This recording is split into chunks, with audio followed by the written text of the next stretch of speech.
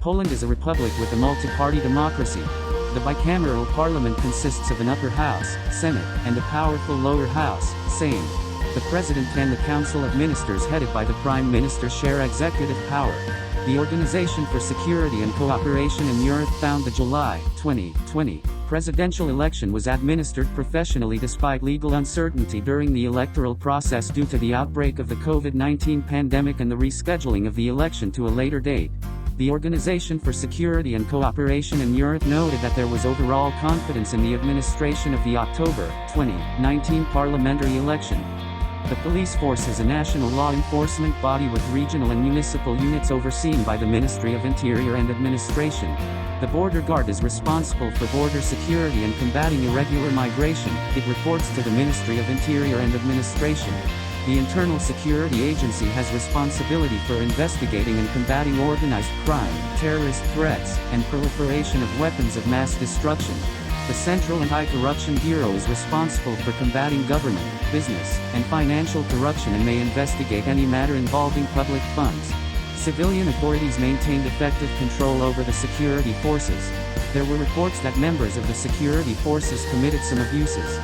In response to the extraordinary inflow of refugees from Ukraine, on March 12, President Andrzej Duda signed a law on assistance to Ukrainian citizens in connection with armed conflict, a significant step to ensure their rights and access to services were protected in Poland.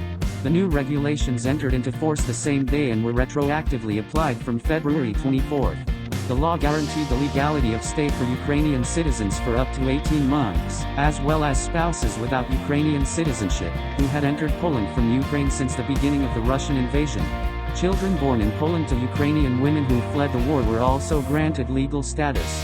Poland has been the largest refugee host since the Ukraine crisis began in February. In the first few months of the war, more than 4 million persons crossed into Poland from Ukraine. As of the end of December, there were over 8 million border crossings from Ukraine into Poland. More than 1.5 million refugees from Ukraine registered with the government in Poland for temporary protection and access to government-provided services. UNHCR commended the Polish government's response and quick, decisive actions to protect refugees from Ukraine.